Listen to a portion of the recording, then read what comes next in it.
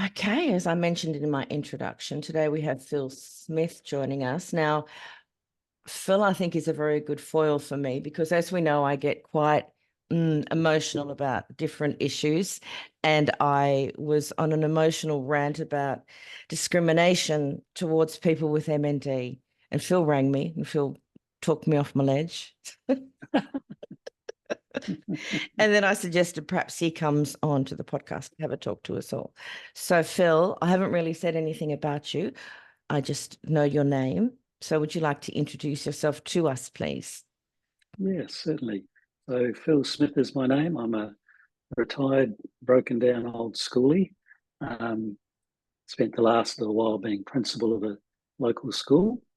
I retired, 6.5 years ago, heading towards 68 years of age. And every day is a plus when you have this mongrel, that's for sure. So But, you have MND and you've had it for 7 years? six and a half years almost. Oh, Yeah. okay. So you Yeah. retired when you after diagnosis? No, I retired No? before, and Oh, we went off to my wife and I, who's Paula's a nurse, my wife yeah. Paula, and we went and served as volunteers in Africa for a few months on a thing called the Mercy Ship. Yep. I know about that. And Oh my God. yeah, I was the chief barista Oh, in the armpit of Africa well, whereabouts were you? at Cameroon. Oh, I love that show. That's the only reason I know about Mercy Ship, but it's amazing. Oh, Oh, wow. so you meet zillions of people, particularly young people who were just so inspiring, from all over the world. Yep. So, but during that time, because it's a ship and there were no lifts, I was up and down, and that's when my legs really started to give me curry. And my dear wife was massaging me every day, and I couldn't walk any distance without having to grab a taxi and get back to the ship. So it Yeah. was quite disconcerting, but we had no idea what was in front of us until. So that was 2017, and March the 6th, 2018, I was diagnosed. Yeah. Okay. Mm. Was that a long journey for you, the diagnosis, or? No, we're very fortunate. We've been here quite a number of years in the Shoalhaven, where I am, and we with all of being a nurse and just our friendship circles, we know a lot of medical people, and that's been very helpful in terms of us getting into people in Sydney. We went to a certain neurologist first, and it didn't work out so well. So we ended up with Dom Rowe, and for me, it was life changing going to see him and being cared for in a way that we should be cared for. Well, yeah, exactly, Yeah. Phil. So, Cared no, for so that with was love. good. Yeah, cared for with love, respect. Yeah, makes All it that, very. and I'll never forget the first one of the key words or key phrases that he said to me before we left that first meeting was, "Okay, lad." He calls me lad, even though he's younger than me. Yeah. He's a cheeky man. He said, "I want to help you learn how to live with this, not to die from it." And I'm sure we've all heard that, but Yeah, he I said keep that to reminding us. myself, that's really important.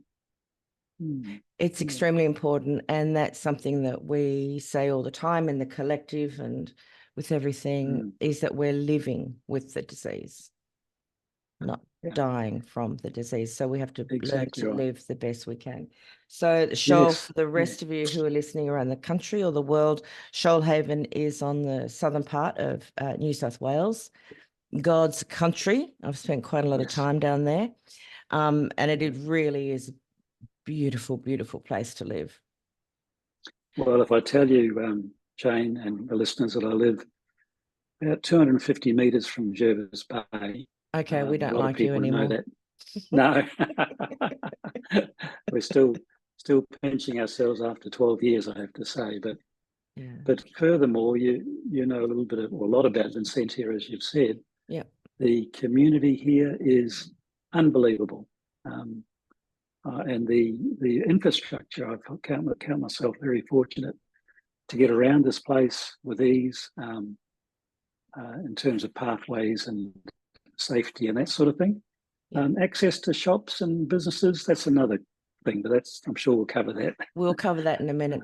So my mother-in-law was a widow when she lived in Vincentia, and we were in Sydney, but they had a phone tree down there. So every morning there would be everybody contacting everybody else on the phone tree to make sure everyone was, well and alive. Well, And yes, some mornings yeah. people weren't well, and if it wasn't for that community and phone tree, they would have had a much shortened life.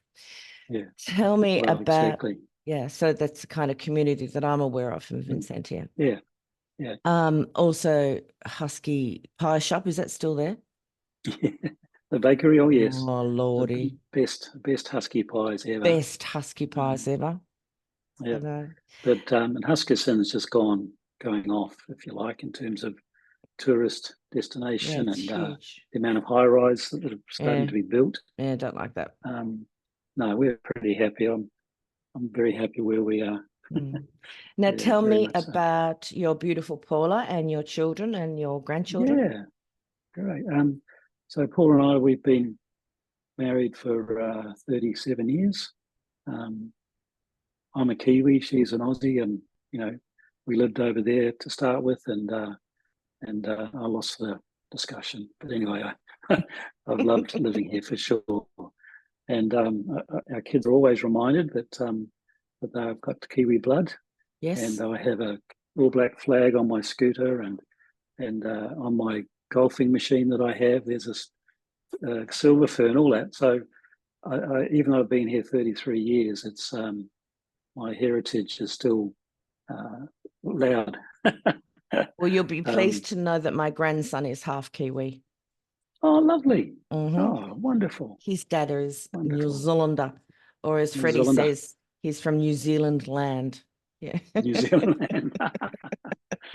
It's amazing. I love that rivalry between our two countries. It's been, I think it's part of my job to keep it alive in my little part of the world. Yeah, well, it's not too hard when if you follow rugby to keep that alive, because Australia really has entirely lost the ball. Oh my gosh, it's embarrassing now. It's pretty sad. Yeah, very much so. It should all belong. I can go on this about this for hours. I won't. It's not the topic. But if you start at the base and you start children playing and you invest money down the bottom level and engage children and families there, make a big difference. Anyway, I won't talk about that. Well, I'll just have one little bit of input there, because as the principal of a local school, it was a small, of course, church school, and we never got. Sorry, probably in my 17 years there, we had one approach from Rugby Australia, one, whereas the AFL and so on were just all over it. Yep. All over it. Yep. But anyway, so I'm just seeing a picture of my wife on the screen. It's on this other screen behind this phone, and here she is looking after me in hospital recently. But Paul is an intensive care nurse. Oh, wow. And she's been working here in the Nowra region for over 30 years. Wow. And is, I guess, what we'd say a more senior person in the unit now. Yeah. But very experienced, very knowledgeable about her, the use of ventilators. Oh, that's good. Does a lot of teaching and mentoring the younger ones, so that's really great. And and also when she's not nursing or being nanny banani, she loves her golf. She's making me a golf widower, but and she's becoming very, very good. So it's fun. But you would no, let's talk about your kids first, and then I'll go on to the golf. My kids. Okay, so three kids. They all live in Sydney. Our children, they're all married. 2 boys and then a daughter, and they're all got great careers. They've all got wonderful partners, and our eldest boy has two sons, and our middle child, Curtis, our second son, he has 4. Oh my Lord! Okay. So they had 2, and then they thought, "Oh, we'll go one more." And of course, what happened? Do you reckon? Twins. And it's just a joy. They just moved to Freshwater. Oh, wow. and they've managed to get a really good house for people, for a family of 6. Oh, that's amazing. Yeah, Oh, and beautiful. so Curtis is he's a assistant minister at the church, Anglican Oh, church there. Yeah, and Cameron, he works for Nurses and Midwives Union. He's quite involved there with responsibilities in that job. He's mm-hmm. married to a nurse, and our other daughter-in-law is a lawyer. Okay. And our daughter Jenna, she had her first child back in September, little Bowie, and Congratulations. she just completed a PhD last year at Sydney Oh, Uni, and she's now working at the uni as a researcher in wow. covering other areas. So it's busy. It's a busy life when you've got 7 grandkids, but we wouldn't change it for the world. No, I've only got Yeah. one and one on the way, but it's a One blessing. on the way. One on the Great. way. Well, it's incredible though, the joy that they bring. I know. Friends of mine became grandparents this week for the first time, and oh, the yeah, joy. Yeah, it's yeah. extraordinary. um, That, and the interesting thing about ours, the oldest is 6, and he's only really known Poppy in a wheelchair, yeah, and so it's no big deal. It's really, I count myself fortunate because they treat my wheelchair pretty much like playground equipment. yeah. And we go up and down, and we get as many of them on as we can. So it's really good that they're positive about in all of this stuff, is that our grandchildren are seeing and experiencing someone with a disability from the get-go. Yeah, so I see that as a positive in many ways. I was at the MND relay in Victoria recently, and was Oh yes, the one who rode his mower to Canberra. He oh was yes, there, and yeah, his grandchildren pile on, and he was going around and around with a grandchild on his lap. And I was thinking the same thing, is that, yeah. for them, there won't be that, Yes, I know what you mean. people approach people who are in wheelchairs with fear, Yeah, with trepidation, often think that because someone's in a wheelchair that they are uh, not able to think properly, so yes, yep, your you're dead right. grandchildren and the next, and so there is a Further on, yeah. one positive from coming out of all of this. Well, this, dead right. And the other thing is that, just to finish off with family, I don't think we've finished yet. We've got one son whose wife is keen, and one daughter who's very keen to have more. Oh, Lordy. Okay, so you haven't finished yet. Yeah, Good. yeah. And Now, I should mention that her husband is a very creative musician and oh, artist. So oh, he's the talented one in the whānau, as we say back home, family. Yeah, yeah. It's good to have one in the family. yeah, true. Now, you were telling me the other day about your love for golf and how that ability had been stripped away from you, Yes, but it has been given back to you. yes, Could you yes. tell us about that, please? Because I'd it's love to. extraordinary. Yeah, it is. I yes, love my golf for 50 years probably. I've been playing golf, and as my ability to be mobile and transfer as that all weakened. I think the last straw was when my golfing buddies had to pick me up out of a bunker, and Yeah. apparently it wasn't very easy. It wasn't an easy task. So I kind of got the message that it was time to hang up the clubs, as it were, How which long was ago was that? devastating, to be frank. About 2.5, maybe 2.5, 3 years ago. Okay. So I just concentrated my efforts on helping Paula, and that was well worthwhile. But so fast forward along a little bit, I heard about this machine called a Paramotion, which is put out by a company. They import it from Germany, and it's distributed throughout Australia by a company called M Power, which is a great name. EM Power. EMPOWER. Correct. Yeah, based in Sydney, and yeah, so it's a machine whereby it weighs over 200 kilos. It's a Got big front wheels. I sit in it as a normal seat. I've got a joystick and so on to the right, like I have with my wheelchair, and it stands me up and sits me down again, and I can adjust accordingly.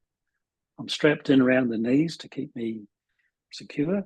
I can wear a safety belt, or I can wear a like a chest brace, which is secure as well. So depending on your disability, it covers, you know, quite a few scenarios, and it's just simply amazing, Jane. I couldn't believe it. So I was able to hire one at different courses, a couple in Sydney and one in Wollongong. But that was not easy to do, to drive all the way there to play a game of golf. Yeah. So we started the process of fundraising, and they did a big golf event here, and we got the ball rolling. But it was going to take a long time because these things cost over $50,000. And just by chance, one day I went up with another couple and my wife to a place in Wollongong to a course, and here was a chap, quadriplegic guy, standing on the tee with his paramotion, kaboom, hit it a mile, and he was about to play in the club championships, for goodness sake. Stop it. Yeah. And so we quickly grabbed his details because we wanted to just connect with him, and we caught up with him later that day. He had acquired his machine through the NDIS. Okay. Now, if we pause there and go back a while, I had tried that avenue many months prior and just came up no good. I had a wonderful OT at the time. You know, we did videos and photos and all kinds of rationale, but it just went nowhere. So I went back again, knowing that there's a precedent right here. I'm leaving out a few details, of course, for sake of time, but once I got to speak to someone in the NDIS, as in a human being, finally, it was most helpful because I was able to say to them, you've got my file, you've got all that information from before. And then this guy actually took the time to go through it. And his question for me was, so Mr. Smith, why do you need another wheelchair? Oh. And I said, you haven't looked at the file. It is not a wheelchair. Please go and have a really good look at it. And obviously I got a bit passionate at this point and a bit... Okay, bit passionate, yeah, okay. And clearly maybe my principal's voice came out a bit, I don't know. But anyway, he came back to me the next day and he said, oh, so it's not a wheelchair? No. And then he said, like, it was unbelievable. He said, I think I can approve this. So many months had gone by, almost a year, I suppose, of waiting for the NDIS. And then just simply because they hadn't looked at it and simply because they didn't understand it. Didn't understand. And I had the money very quickly afterwards. It was amazing. So if anyone wants to go down this path, and I'm very, very happy to help what you need to do. And I've just had a chap from down south come here this week to try mine out, and I'm very happy for that. They're life-changing. Okay, so how do you transport it from one place to another? Okay, so we have a custom-made trailer that we can use. Okay. I need to keep my friends close. I need to keep them happy so they can tow things for me. But a very good friend who lives next to our golf course here in Vincentia, he keeps the machine in his garage for me. Oh, I love him. Keeps it charged, and we have the remote and away you go. Yeah, okay, so you go there. How many holes are you able to play? That's a good question. It depends. I have done 18 once or twice, but I was exhausted, smashed. So it's not as easy as it looks. It's hard work on your body. I have to have a good massage and some drugs before I go, but that's okay because I'm doing what I love, and you've got that opportunity to have that camaraderie. You've got the opportunity to be your old competitive self, if you like. and so and it's fantastic. And And the boys are so supportive, because obviously I can't put a ball on a tee, so they do that for me, and I can't get the ball out of the hole necessarily. So everyone's just fantastic. And but yeah, in terms of answering your question, it depends. Sometimes I've only lasted a few holes and just gone home because I'm just so wrecked. But Doesn't matter. The fact is that you've gotten out and you've done it. What other sports could it be used for? so archery is one that could be Oh, used for. I discovered yeah, I discovered I could use it playing darts. oh my God. Yeah. But the background to this machine, if I can quickly say, I think Yes, please. the the um, the impetus really grew in the US with the Paramotion, because they targeted the vets groups in all the different states. Yeah. You know, a lot of people had lost limbs and so on and so forth. And so when you look on the website of the vets group, um, that you see all sorts of occasions where people are using the Paramotion, Okay. e.g., a chap standing next to his bride at his wedding. Oh, Imagine don't. that. Imagine that. Isn't that beautiful? Oh, So they are a game changer. They really are. And it's just a shame they're so expensive, but you can see that it's pretty clever stuff, you know.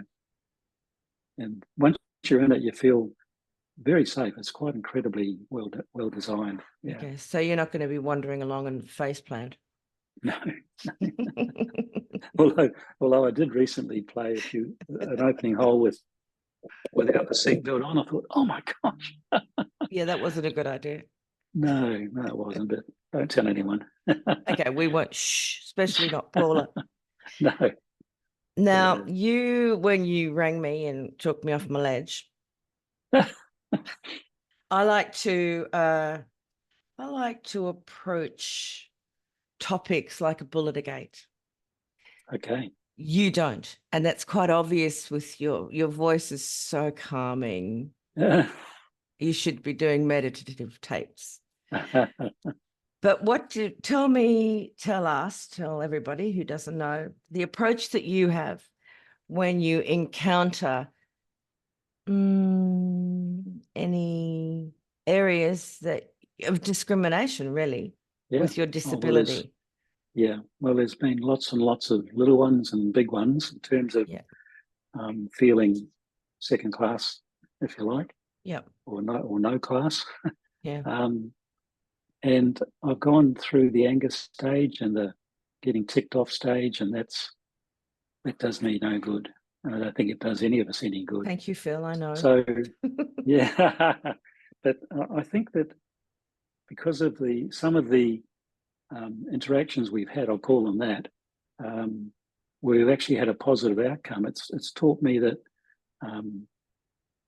whilst I have the ability to get around, and certainly the ability to speak and advocate and so on, then I think I've sort of taken it as part of my role in life to educate others, because I've come to the point many months ago where I'm sticking to the fact that everyone means well. Everyone out there means well. They don't want to upset. They don't want to make things difficult, but they're just not good at carrying it through. And so maybe my role, and maybe others are doing it as well, is just to lead them. Probably the best case in point was a caravan park. We stayed in their accessible cabin down the coast last year, and to get into the place was a nightmare. I had to be like a bronco rider on this thing. The lip with the sliding door was so high. Anyway, went to the managers, blah blah blah. Came back a second time, some 3 months later, nothing was done. So I went down to the local hardware store. It's only a small village, and this guy very kindly printed off a couple of ideas for ramps that I could of companies that I've dealt with. I printed them off, and we took them to the managers, and just politely said, "Look, this is all that's required to make everyone's life easier." And when we came back the 3 months, because we go there a lot with friends, job done. I'd put the ramps into the cabin, and they'd put ramps into their office, which I couldn't get into before. So that's spurred me on, I guess, to sort of navigate and get and lead these people. There's a coffee shop that's going to get in Huskisson. It's going to get the same treatment in the next few days. As everybody on this show is always interrupted by a dog barking. Yes. It's your turn. Just give me one tiny second. Okay. Where are you? Billy.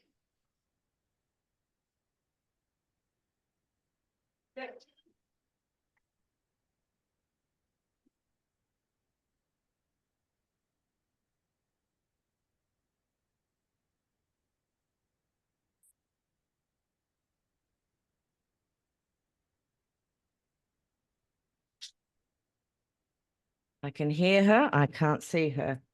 Oh gosh. That's all right. I've left some doors open. It wasn't my dog you heard, was it? No? No. She's just being picked up by her grandmother, so she's very excited. Yeah. No, it's mine somewhere. We were up very early, and she tends to take herself back to bed, and then she can't find me, and she gets distressed. Okay. She's very pretty. She's not very bright. So the coffee shop in Huskisson, again, yeah. So you go there, and what happens? Well, it's a new one, and I want to go there, but as I said to the lady I got her to come to the door the other week, and I said, look, I really want to support you, and I don't want to sit outside as winter comes on, so I want to get inside. It's pretty easy. For about $150, you could solve your issue, you know. But I think the thing is, we can't presuppose that they see it as an issue. We've got to educate them that it would be a plus, and that everyone would benefit: the people with prams, the people in chairs, all that. And it's not that expensive to buy the vast array of suppliers and types. So it's just pushing them along. So it is about education, and often I go to a new podiatrist up the road here, yes. and first time I went there, you had to step over a thingy. When I went back a week later, they had the little ramps in. I took a photo and I said, this is amazing. Why did you do this? And he said, because someone came along with a wheelchair and they couldn't get in. And he said, so I solved the problem. And same thing, it's fits beautifully on either side of the lip. And he said, no one has a problem anymore.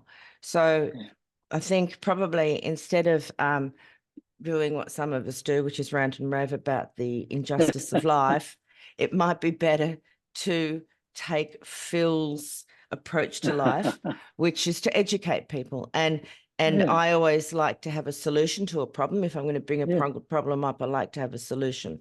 So I think that perhaps, thank you, Phil. Yeah, well, I think I'm just thinking of another example whereby my complaint was all done by email, which is always tricky because when you do commit yourself to paper, you've got to be careful no going of back. the language. I know. And so this was just very briefly, we were in a pretty nice restaurant in North Sydney last year. And in fact, it was the night that our daughter and her husband announced, we had them for dinner, announced that they were having a baby. So it was a pretty big night.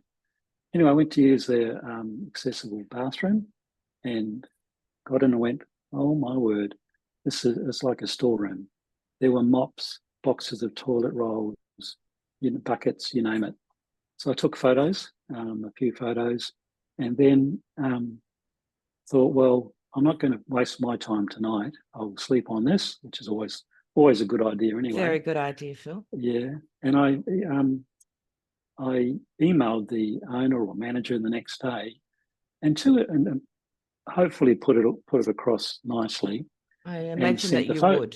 Yeah. Sent the photos as well, and honestly, within half an hour, he'd rung me and he sent me photos at the same time of a beautifully cleared out bathroom, and with such an apologetic and genuine tone. I thought, well, see, that's another example I can learn from that too. So yeah, it's been helpful and less stressful on me. Yeah. Phil, I've learned a lot of lessons from you, and I'm very grateful. I will carry those messages in my over passionate head from now on. Now, Yeah. what are there any messages that you would like to give to your fellow MND people or anyone caring for anybody? Anybody new to MND? Well, I do very frequently read what's happening on the MND private Facebook group across the country. And people say, why do I do that? Well, I'm looking for opportunities where I can help people, because that actually, as everyone would know, it's so easy when we have dealt this blow to focus on ourselves. And that's totally understandable, totally. And that's one thing actually I've had to learn myself, is to be more caring of myself, so that I can help others if that occasion arises. So when it comes to people's stories on that site and their questions, I think we can all help each other. So, it's not you might get it right or wrong, it doesn't matter. The fact that you actually make the effort is a big thing. I notice that a lot of people, when it comes to that first thing of getting a diagnosis, I'd like to start off with that. My beef when I was first diagnosed when my GP, I kept going back to him saying, what's going on? The thing is, when I look back, he never laid a finger on me. He never examined me. And he would have seen the muscle waste and he would have seen the twitching. But he never laid a finger on me. And I thought, well, that's something else I would, anytime, like I actually had a golfing friend ring me 2 days ago to say his wife is showing some terrible symptoms. I said, get in there and get a proper examination. Ask for a long appointment and get a proper examination. Because at the moment, both of them, their head is going left, right, and centre, and scared as. Of course. So I think that's important. We don't just, we've got to demand. We're dealing with a totally life-changing issue, and we need to be taken seriously, and we need to be cared for properly. We have to, and this is something I've been talking about a lot with people recently, is being an advocate for yourself. And you have to advocate very, very hard, because we're dealing with, in so many instances, people who've never come in the medical profession, who've never come across MND before. Correct. And just like you said, so, and just on that, the things that we read on that site, probably with the best of intention, a lot of medical professionals don't know how to help. No. And so we can help each other. But there has to be more. You have to advocate for yourself, and it's very difficult to do in those first 3 months where your brain is mush. And it's actually, I found it exhausting the whole way through, but you have to. You do. Now, and the other thing you have to do is at least reach out. I put it off. I didn't want to annoy you or bother anyone else. But one of your previous guests on your podcast, Phil Camden, I heard about Phil. I saw his just different avenues. I heard about Phil, and eventually I reached out to him, and we've become good friends. And the interesting thing, he's amazing. The interesting thing, though, I wanted to say about that was that I feel for a number of years, Phil was always giving to me, helping me, whereas I think we've got to a point where we're helping each other, I would like to think. And that's how a very critical relationship can develop. So having someone you can really talk to, who you don't need to explain too much to. I've got a friend up the road here who's who's got a terrible cancer diagnosis, and it's yeah, he's like me. He's past the what do you call it, the benchmark of what we're meant to do. But we talk a lot, and we don't have to, you know, there's no messing around with fluff. It's just straight to, how are you today? Well, we dig deep, you know, and don't mess around. Yeah. The other thing I'd like to say, which has been on my mind, if I could, is that when I again read those people's stories and so on, I'd like to encourage people when and if they get an NDIS plan, Jane. I think that my experience has been very, very good for over 6 years now, and I think from what I gather, it's a lot to do with the fact that I manage it myself. Yes. And I think that too many people, I don't have any data, but I think that too many people are putting their trust into others' hands, whereas I feel, and my experience is that I've had much more, many more wins and much more support and things happening more quickly because I'm managing it myself. And if anyone any listener, I'm happy for you to give out my mobile. Okay. If anyone wants to talk about that more, I'd love to help, because it's not that hard. Okay. It's not that hard. That's really a blessing for a lot of people. You might be inundated, but I hear that as well, that self-managed is better for you, better for the person. Yeah. I'm very thankful. I mean, I really am very thankful for the plan that I have, and for the it's just been pretty smooth. And I know that's not the case, and I know that things are changing as we speak, with our minister making sweeping changes, but even still, those of us with a terminal situation, I think we've got a different story to tell. We absolutely do.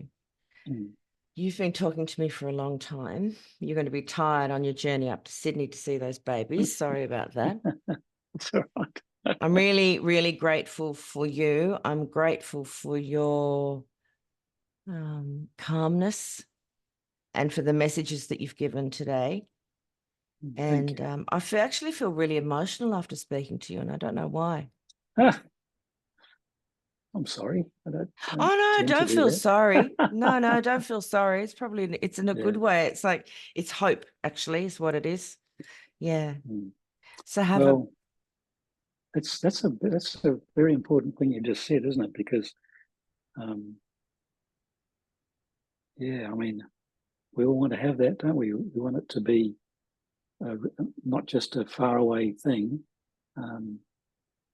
but we just got to surround ourselves with people who understand us, people who really know how to listen well, and ask questions and keep listening well. My psychologist is a wonderful support to me, and we've determined that in my life today, there's people who are my people, and there's people who aren't my people. Yep. And I've become really comfortable with that, Jane. Yeah, it's amazing. Yeah. Yeah, and I'm not going to stress myself out. Yeah. By trying so hard. Yeah. And just be content with the people who are my people, and it's been very helpful mentally and emotionally. It is. I learned that lesson after my husband left. Yeah. And my people my circle is smaller, but the people who are there, oh my God, I love them. Yeah, exactly. Same here. Yeah. One of the big positives of this podcast is going back to what you were saying before, is connecting people. So people actually get in touch with me and say, can you hook me up with that person or that person? And some amazing friendships have been formed. People go into an interstate to see each other. Yeah. And the benefit is that shortcutting of the conversation.